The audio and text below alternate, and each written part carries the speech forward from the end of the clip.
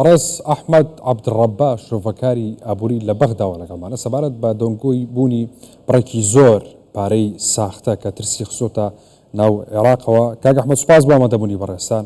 ینی بڕێکی زۆر پارەی ساختە باسی لێوەکرێت لە ناو میدیا عێراقیەکان و هەر میدیایە و ژمارەیە گەڵەیە و ژمارەکانی زۆر زۆرن. ینی ئەمە تا چەند کاریگەری لەسەر عێراقە بێ؟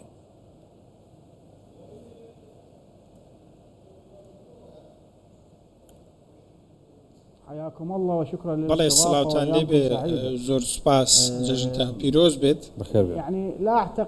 بەڕاستی پێم وانە زۆرێک لە وردی لە ژمارەکان هەبێت لەبەرەوەی بابەتی دراوی ساختە و سپیکردنەوەی پارە لە عێراقدا شتێکی شاراوە نییە، بەڵام ژمارەکان ناکۆکیان لەسەرەوە زۆر کاتی شاوڵاتیان دەبنە قوربانی ئەم بابەتەکە بە گشتی ئاشکرا خەڵکیش زۆر زەرن من بووە، بەڵام ڕاستیەک هەیە ئەوش ئەوەیە کە لە ڕووی نەختینەوە عێراق قەیرانی هەیە و لە ڕووی نەختینەوە پارەکەی کەمە بۆ ئەوەی کە ڕێگری لە تەزویر و دزی پێکردنی نەختینە بین دەبێ ڕوو لە بە ئەلکترۆنیکردنی پێدانی پارە بگەین.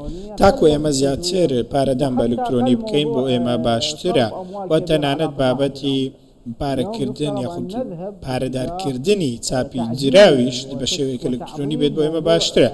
بۆیە بابەتی بە ئەلکترۆنیکردن چارەسەرێکی ڕێشەیە بۆی ئێمە بتوانین هەموو ئەو کێشانەی کە پێوەستن بە دراو بە دارایی بە ساختەکردن بە پارەی تێکچوو و بە پارەی سپی کراوەوە ئەو پارێش کە عێراق سەرفی دەکات. زۆر باشە. ئەم پارەیە کێ ساختەیەکە؟ ینی پارەکە بۆ کوێیەکی؟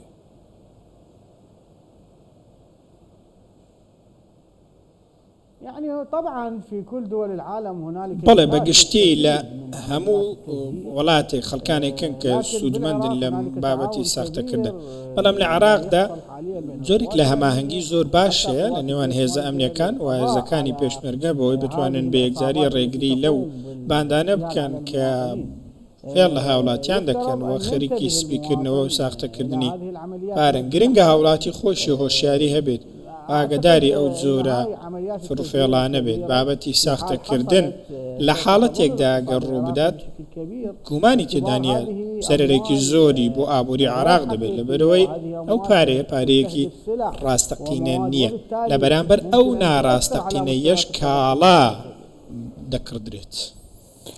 باشە، ئەمە تا چەند ینی کاریگەری بۆ سەر سیستەمی دارایی عێراق هەیە وەکو دەوڵەت بوونی ئەم پارە تەزویرە بوونی سپیکردنەوەی پارە؟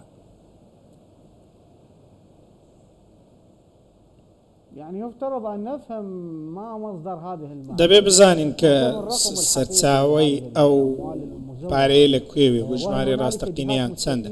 ئایا لایەنێک هەیە کە سوود لەم پرۆسەیە دەبینێت یاخود نا؟ ئالێرەوە ئێمە دووچاری جۆرێک لە ئەوە دەبینەوە کە لایەنی ئەمنی لەگەڵ هەرێمی کوردستان و لەگەڵ بانکی ناوەندی بێکەوە هەماهەنگی بکەن بۆ ئەوەی ڕێگری لەم بابەتە بگیرێت. هاوڵاتی لە بەغدا بەیان لە هەولێر هەرزانی پێدەگات لەم نێوەندادا. پرسێکی دیکەش هەیە وەکو ئاماژەم پێکرد، پارەکە زیانی بۆ ئابووری عێراق هەیە بە پلە یەکەم بۆ هاوڵاتیان، لەبەرەوەی هاوڵاتیان کاڵا لە بەرامبەر ئەو پارەیە وەردەگرن، کەواتە دوو لایەن هەمیشە لە هاوڵاتیان زیانمەند دەبن لەم نێوەندەدا. بۆیە پێویستە ئەرکی هێزە ئەمنیەکانیشە کە هەماهەنگی زیاتر بکەن لەگەڵ بانکەکان لەگەڵ بانکی ناوەندی تا بتوانن بە سەرچاوەی ئەم پارە ساختانە بگەن لەکوێ چاپ دەکرێت لە دەرەوە یان لە ناوە. زۆر باشەمە تا چەند کاریگەری بەسەر بازارەوە دروستەکە؟ ینی بازار خەڵک لە بازار لە دەرەوە شتەکڕێ و پارەکە چێتەوە بازار، ئەو پارەی کە ئاڵگۆڕک پێ بەردەوام لە بازارەوەیە، تا چەند کاریگەری لەسەر ژیانی خەڵک دروستەکە؟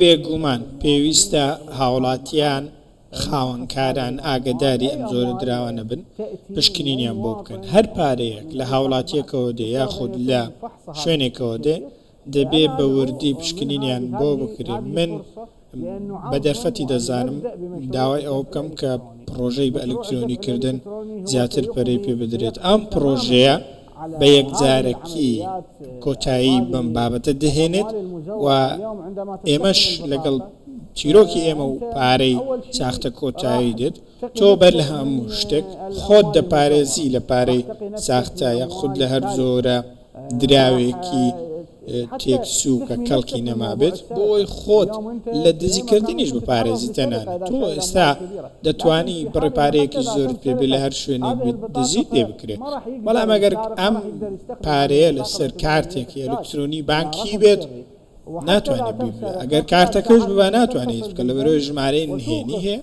و پارێزبندی لەسەر کارتەکە هەیە کەواتە جۆرە ها ڕێگە دەتوانی پارێزگاری لە خۆت بکەی بەم شێوەیە پێم وایە ئەگەر بتوانین ئێمە پرۆژەی بە ئەلکترۆنیکردنی پێدانی پارەپەرە پێ بدەین وهانی هاوڵاتیان بدەین فەرهەنگی بانکی لە نێو خۆمان پەرە پێ بدەین جیراوی نیشتیمانی خۆمان دەپارێزین لە سپیکردنەوە لە ساختەکردن لە دراوی تێکسو لە هەمووشی گرنگتر گشتگیری داراییمان پتەوتر دەبێت دەتوانین بڕی نەختینە لە ماڵەکانەوە بگوازینەوە بۆ بانکەکان بۆ ئەوەی لەوێشەوە کاری دیکە و سوودی دیکەی هەبێت بۆ ئابووری عراق و کاری بانکەکان و لایەنە داراییەکانیش ئاسانتر بکاتەوە دوجار بەم هەنگاوە بانکەکانیش دەبنە بانکی بەرهەمهێنەر.